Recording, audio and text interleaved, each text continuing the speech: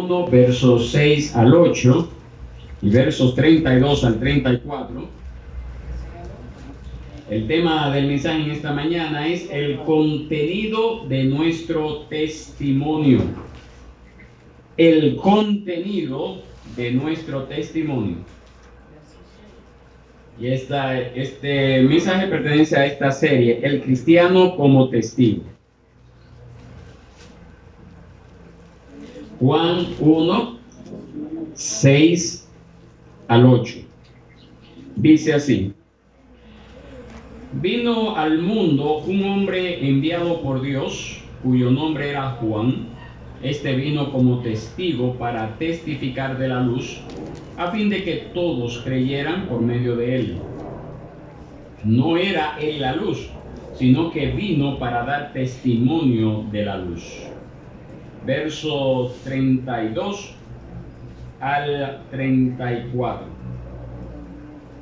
Juan también dio testimonio diciendo: he visto al Espíritu que descendía del cielo como paloma y se posó sobre él. Yo no lo conocía, pero el que me envió a bautizar en agua me dijo: aquel sobre quien veas el Espíritu descender y posarse sobre él, este es el que bautiza en el Espíritu Santo. Y yo lo he visto y he dado testimonio de que este es el Hijo de Dios. Amén. Oremos al Señor. Padre bueno y Dios, tú que moras en las alturas de los cielos, en esta mañana te damos gracias, Señor, porque nos das la oportunidad de nosotros escuchar tu palabra una vez más. Pedimos, Padre, que nuestros corazones estén listos para recibir este manjar espiritual que nos lleve a crecer en la gracia y el conocimiento de ti, Señor. Danos, oh Señor, esa entereza de carácter para ser afirmados nuestros pies en estas palabras que escuchemos, y que así podamos levantarnos, oh Dios, como testigos vivos de la obra grande que tú estás haciendo en nuestras vidas. Esto te lo pedimos, Señor, en el nombre de Jesús. Amén y amén. Pueden sentarse. Así de inicio, mis hermanos, es bueno que nosotros entendamos que Jesús quiere que sus hijos sean, o sus hermanos seamos testigos, que sus discípulos seamos testigos. Nosotros podemos descubrir la naturaleza de la función que tenemos, esa naturaleza de esa función que tenemos que cumplir, precisamente estudiando el ejemplo de Juan el Bautista, de quien nosotros hemos leído ahora. La Biblia nos dice claramente que Juan el Bautista fue enviado por Dios para que fuera un comunicador, para que fuera un testigo acerca de Jesucristo. Eso es lo que nosotros vemos ahí en el verso 6. Vino al mundo un hombre enviado por Dios, cuyo nombre era Juan. Esa es una breve descripción notable de Juan el Bautista. Él era el mensajero a quien Dios había prometido enviar delante del Mesías. Ustedes saben que durante casi 400 años en la nación de Israel no se había levantado otro profeta luego de que profetizó Malaquías. No se había levantado otra persona. Y allí en Malaquías nosotros vemos esa promesa de que él va a enviar a ese profeta que ha de preparar el camino. Precisamente el camino del Mesías, precisamente este era Juan el Bautista. Nosotros leemos en la historia, en los evangelios, que Juan nació cuando ya sus padres eran ancianos por medio de una obra milagrosa de Dios, y fue lleno del Espíritu Santo desde el vientre de su madre, y él recibió una comisión especial para predicar el bautismo de arrepentimiento y proclamar la inmediata llegada de Cristo, de el Mesías. Entonces, en resumen, él fue especialmente preparado para, valga la redundancia, preparar el camino para el Mesías. Y por esas razones que le acabo de mencionar, este Juan el Bautista es llamado un hombre enviado por Dios. Es en un sentido, nosotros también debemos de verlo así, como la marca de todos los ministros del Evangelio. Todo ministro que ha sido enviado por Dios pues tiene esta marca de representar efectivamente a Dios. Y en el verso 7 nosotros vemos que vino Juan el Bautista como testigo. Esto no quiere decir que, como podría parecer a primera vista, que vino a ser testigo, sino más bien él vino a dar testimonio, él vino a testificar de la luz, como leemos allí. Es decir, testificar de Jesús como la luz del mundo, como el Mesías prometido, como el Cordero de Dios, el Esposo, el Salvador Todopoderoso, a quien todas las almas debían de acudir en auxilio. Y dice la palabra que él no era la luz. Eso es lo que nosotros vemos ahí en el verso 8. No era la luz prometida de los pecadores, la luz del mundo. Este término no era la luz. Este artículo se utiliza de manera enfática para denotar eminencia y distinción. Él no era la luz. Es decir, ¿quién era la luz? Cristo. ¿Quién es la luz? Cristo, ¿verdad? Él es la luz, Él es el camino, ¿verdad? No estamos hablando una luz, no estamos hablando varios caminos, estamos hablando de Él es el único. Amén. Él es el único. Y nosotros vemos también que el mismo Señor llama a Juan el Bautista como esa lámpara que ardía y alumbraba. Eso lo vemos ahí más adelante en este Evangelio de Juan, en el capítulo 5, verso 35. Pero es un hecho curioso que la palabra griega traducida por lámpara es diferente. Juan el Bautista, como se aplica al término de Cristo. Juan el Bautista era una antorcha, no era la luz misma. Es como decir que la luna irradia esa luz. Cuando usted la ve en su mayor extensión, la luna llena, una gran luz, irradia, pero no tiene luz en sí misma, solamente está reflejando la luz del sol. Entonces, asimismo nosotros, así en el caso de Juan el Bautista y todo creyente, es llamado a irradiar esa luz que es Cristo, irradiarla, reflejarla, que el mundo vea, ¿verdad? Esa luz que es Cristo, y nosotros somos los llamados a irradiarla, a reflejarla, a manifestarla. Eso era precisamente lo que vino a hacer Juan el Bautista. Él era el precursor de esa luz que venía hacia los hombres. Pero moviéndonos un poquito más adelante, los versos 32 al 34, nosotros podemos ver de qué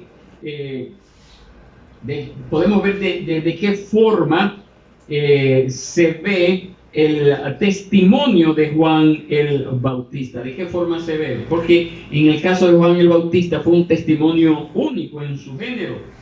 Parece ser que solamente Juan el Bautista fue el único que vio al Espíritu Santo descender en forma de paloma, y que parece ser, ¿verdad?, según lo que podemos ver en esos versos, que solamente él oyó la voz del cielo que identificó a Jesús de Nazaret con el Cordero de Dios que quita el pecado del mundo. Parece ser, esa es la impresión que da.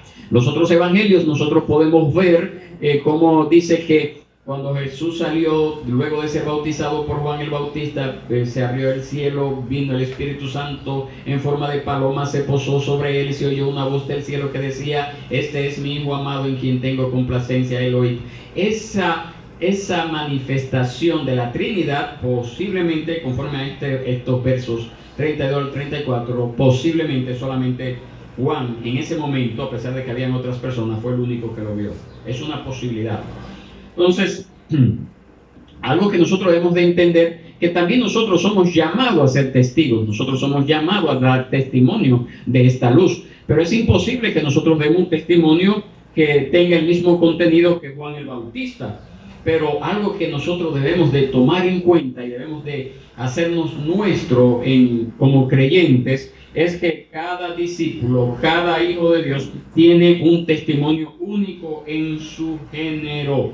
Entonces, a fin de cuentas, nosotros solamente podemos testificar de lo que hemos visto, de lo que hemos oído, de lo que hemos experimentado en nuestras vidas acerca de quién es Jesucristo, lo que ha hecho y lo que está haciendo en nuestras vidas. Yo no puedo hablar de algo que me dice, no, que yo oí que por allá Dios hizo esto. No, ese no es el testimonio que Dios nos manda a dar como creyente. Yo debo de experimentarlo, yo debo de vivirlo. Nosotros no podemos dar el testimonio de Juan el Bautista. Él fue capacitado para eso y sería imprudente dar, por ejemplo, el testimonio que dio Pablo durante su vida ministerial, el gran trabajo que hizo el apóstol Pablo, para ponerles un ejemplo. Entonces, ¿qué tipo de testimonio yo soy llamado a dar como cristiano? Ya que no puedo ponerme a la altura de un Juan el Bautista, de un apóstol Pablo, o un apóstol Pedro, o un apóstol Juan. ¿Qué tipo de testimonio puedo yo dar? Y todo depende de mi experiencia personal con Jesucristo.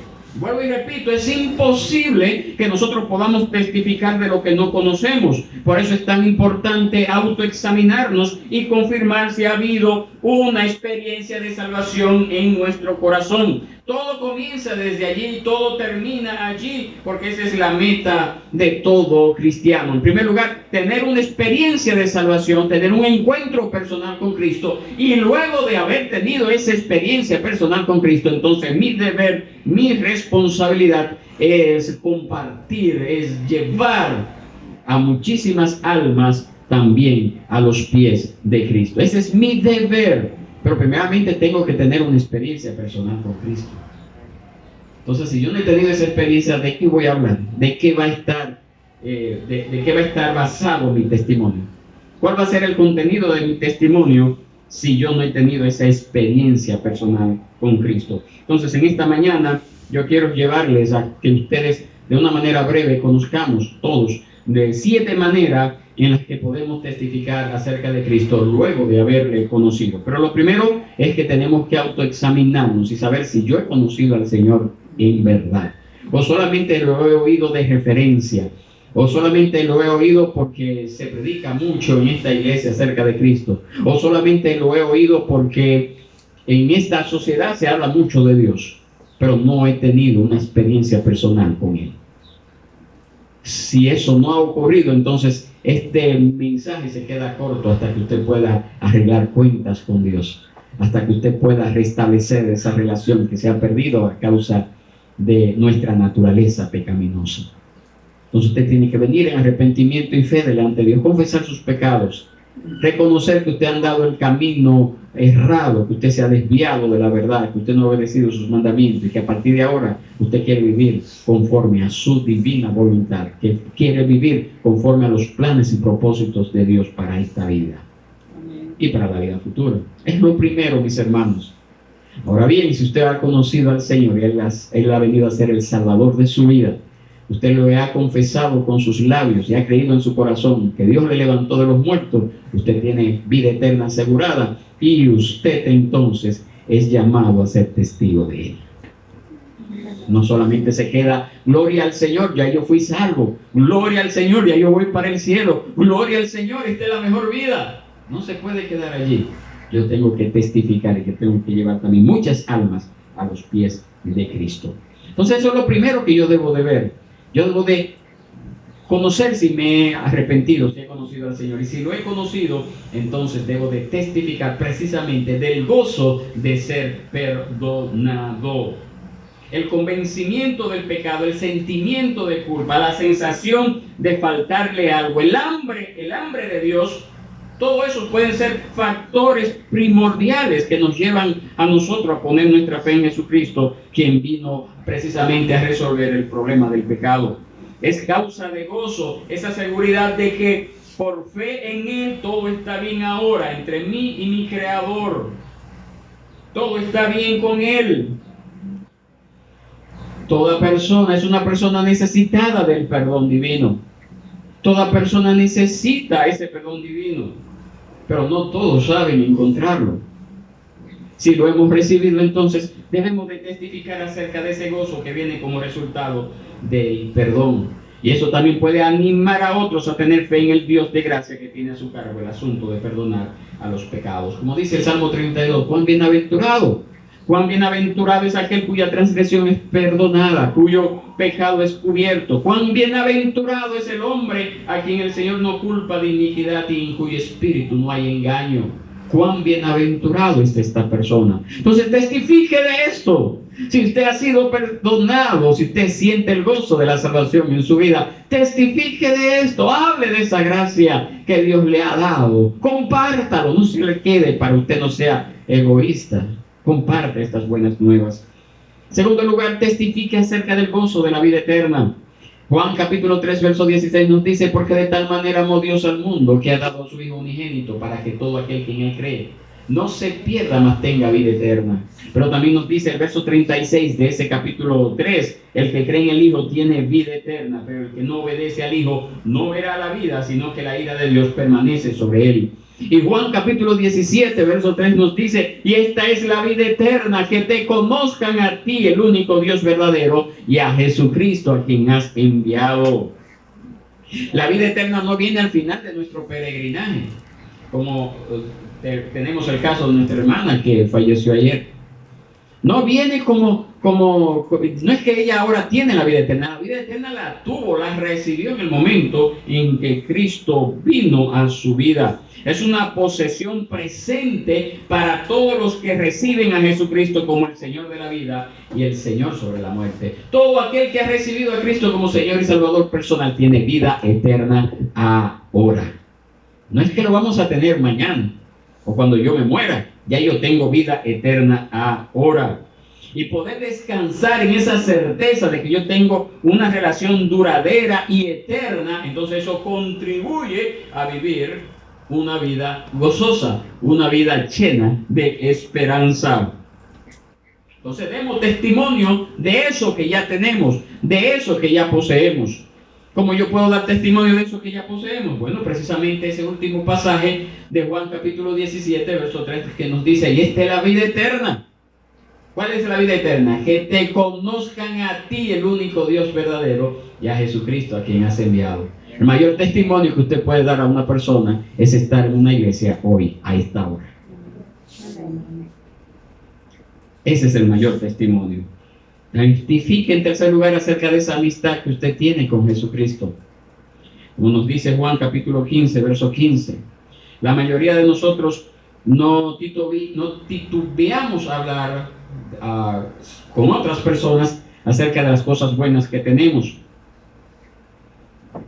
No titubeamos en hablar de las cosas buenas cuando hay realmente ese sentido de que me siento bien porque lo he recibido. Entonces, una de las alegrías de ser seguidor de Cristo es precisamente la de disfrutar de su amistad. Él nos dice ahí en Juan 15:15 que ya no nos va a llamar a nosotros como estas personas alejadas, sino que nos va a llamar amigos. Testifique de eso. El hombre natural piensa que por el simple hecho de tener a Dios hablando en su vida mucho, o hacer algunos ritos, con esto ya se ha ganado el favor de Dios. Usted tiene que aclararle eso. Es solamente amigo, es aquel que hace la voluntad del Padre. Testifique de eso. Testifique también de la ayuda. Esto en cuarto lugar, acerca de la ayuda del Espíritu Santo. Él nos ha dado el Espíritu Santo. Él nos ha dado el Espíritu Santo a cada persona, para que viva en nosotros permanentemente. Eso es lo que nos dice Juan capítulo 14, verso 16 al 17. Hablando Jesús dice: entonces yo rogaré al Padre y Él les dará otro consolador para que esté con ustedes para siempre. Es decir, el Espíritu de verdad, a quien el mundo no puede recibir porque ni lo ve ni lo conoce. Pero ustedes sí lo conocen porque mora con ustedes y estará en ustedes. El Espíritu Santo viene a morar en nosotros en el mismo momento en que nos convertimos. No es una experiencia posterior a la salvación. En el momento en que yo me convertí, el Espíritu Santo vino y hizo morada en mí. Hizo morada en todo creyente, para asegurarnos esa relación con Dios y para producir en nosotros el fruto del Espíritu. La misma mente, la misma personalidad de Jesucristo. ¿Cuál es ese fruto del Espíritu? Bueno, es amor, gozo, paz, paciencia, benignidad, bondad, fe, mansedumbre, templanza. Y dice el apóstol Pablo en Gálatas 5: contra tales cosas no hay ley. Contra tales cosas no hay ley. El Espíritu Santo lucha en nosotros para librarnos del mal, para elevarnos al más alto nivel de caminar en el Espíritu en esta tierra. En la medida que el Espíritu Santo va haciendo su buena obra en nosotros, no debemos de titubear para hablarle a otros acerca de esa obra de gracia que Él está haciendo en nosotros. No titubee, no pierda el tiempo. El Señor está trabajando con mi vida. El Señor está haciendo esto en mi vida. El Señor se está glorificando en mi vida. El Señor está cambiando mi vida. El Señor me está haciendo cada día nuevo. Testifique de la gracia de tener el Espíritu Santo. Número 5, testifique del privilegio de la oración. Testifique del privilegio de la oración. Mateo capítulo 6, verso 6 nos dice que cuando nosotros oremos, entremos en nuestro aposento y cuando hayamos cerrado la puerta, oremos a nuestro Padre que está en lo secreto, y nuestro Padre que ve en lo secreto nos recompensará en público. Una de las experiencias de más riqueza y encanto que puede concebirse es la de entrar en la sala del trono de Dios eterno y entablar ese diálogo con Él. ¿Vale? Como creyentes, en ocasiones, las adversidades, las ocupaciones de nuestra vida nos llevan a poner en duda la efectividad de la oración. Y si eso ocurre muy seguidamente, nos estamos perdiendo ese gran privilegio que Dios nos ha dado de entrar en comunión con Él constantemente. Comparta con otros ese privilegio que usted tiene de orar al Padre, ese privilegio de disfrutar de su presencia. Hay personas que no conocen al Señor y piensan que oran y lo que están haciendo son monólogos y salen peor que cuando entraron. ¿Por qué? Porque su experiencia no está basada en un hecho real, no está basado en esa íntima comunión que Dios sí le da a aquel que ha nacido de nuevo.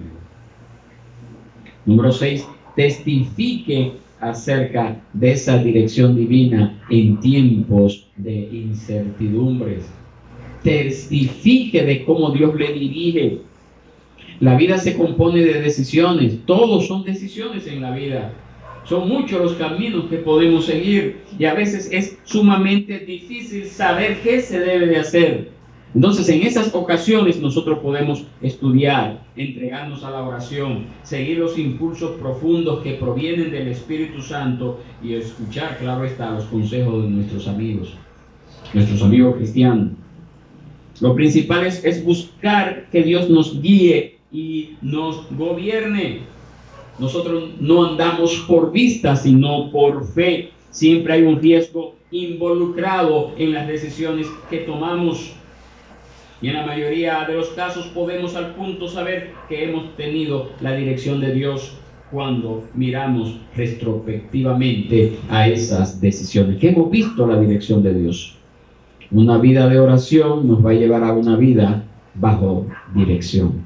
Una vida de oración nos va a llevar a una vida bajo dirección del Espíritu Santo. Testifique de esa obra grande que Dios está haciendo en su vida cuando le está dirigiendo a tomar las decisiones correctas en su vida. Testifique de ello, testifique de ello. Por eso también le va a ayudar a otro a fortalecer su fe. Y eso también le va a ayudar a otros entonces a buscar ese auxilio divino. Y por último, testifique del consuelo en tiempos de tristeza. Testifique del consuelo en tiempos de tristeza. Probablemente aquí haya personas que nunca hayan sido alcanzadas por la aflicción, lo dudo, ¿verdad? Pero probablemente, quizá por la corta edad de alguien, pudiera darse ese caso.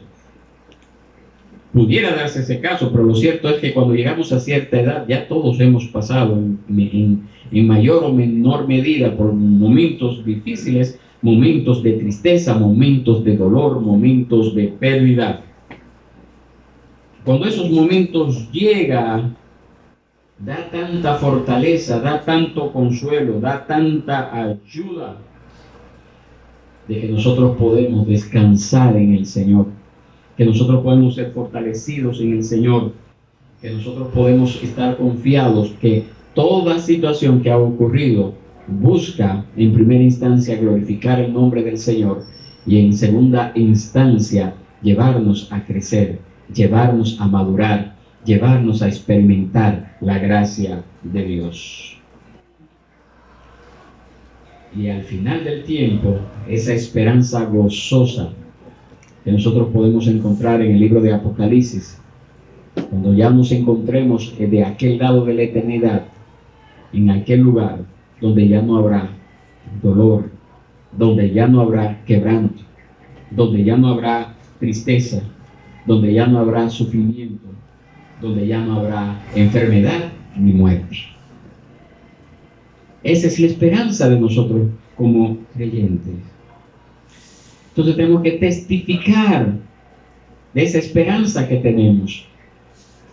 A pesar de que seguimos caminos similares a cómo anda el mundo, este camino que vive el cristiano vive siempre con un final feliz, vamos a decirlo así. Vive siempre con expectativa de que Dios está haciendo su obra en nosotros, que Dios se está glorificando, de que no estamos tomando la batalla solo, que no estamos peleando la batalla solo, que Él va de nuestro lado, que no hay nada que ocurra que no busque un propósito ulterior a ese momento en la historia.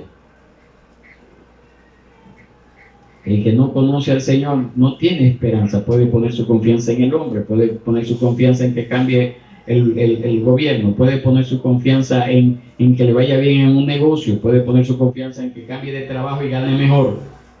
Pero todo eso a fin de cuentas es incierto.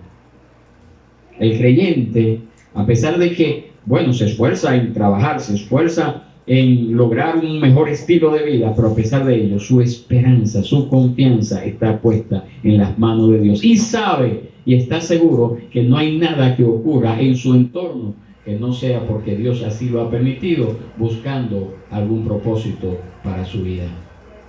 Así de sencillo.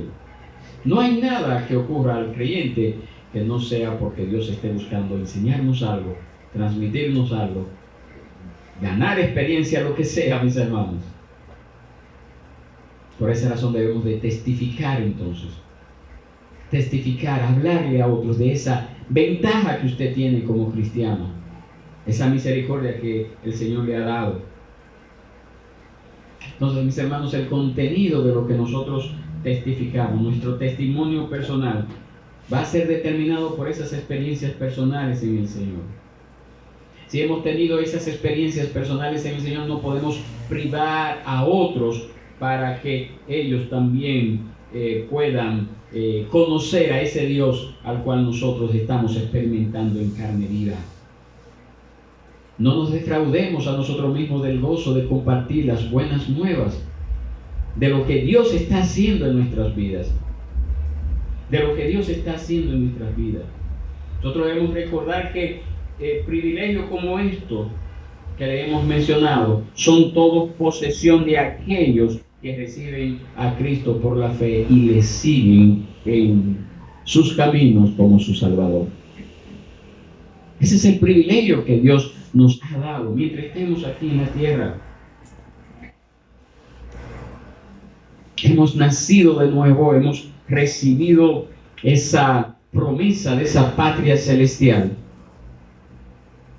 Y debe de ser algo que nos llene de gozo para ver más allá de todo momento temporal en esta tierra. Es necesario testificar de esto. Y la gente tiene que conocer esto de nosotros. Pero como le dije al inicio, si eso no está ocurriendo en nuestra vida, es probable que todavía no hayamos conocido al Señor.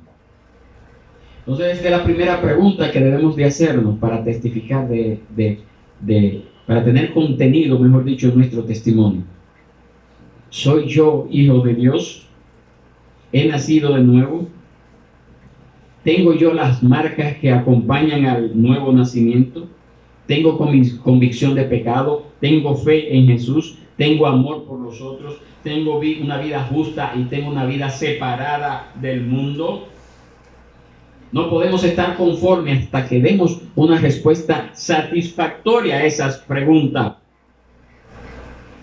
Muchas veces hay personas que se pasan toda una vida en una iglesia, pero no experimentan al Dios vivo que se predica en esa iglesia. Y no lo experimentan porque no han nacido de nuevo, porque no se han arrepentido.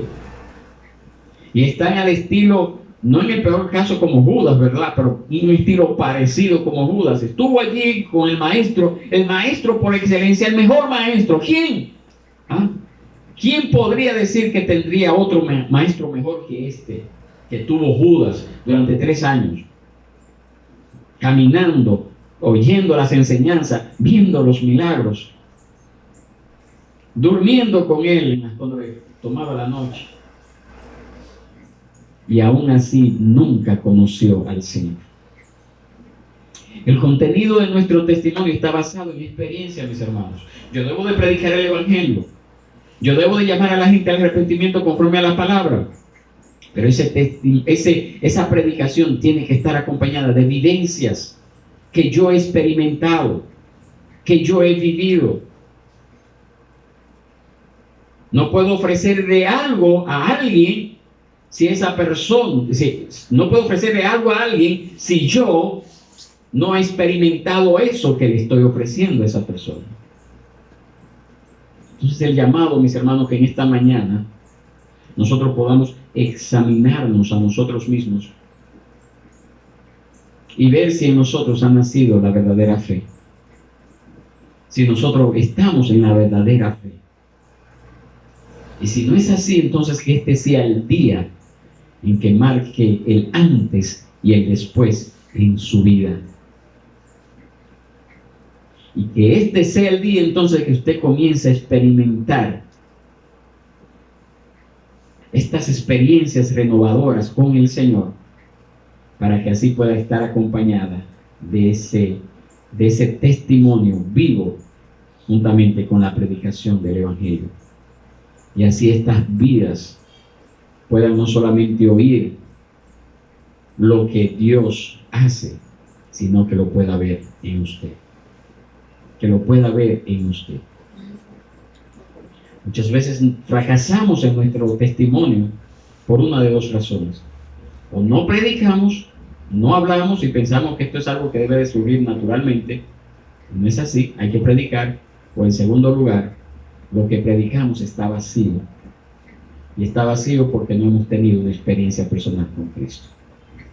A pesar de que Dios puede glorificarse como a Él bien le plazca y pudiera levantar un pueblo suyo sin necesidad de ninguna experiencia personal con nosotros, y pudiera llenar esta iglesia sin necesidad de que nosotros hiciéramos absolutamente nada.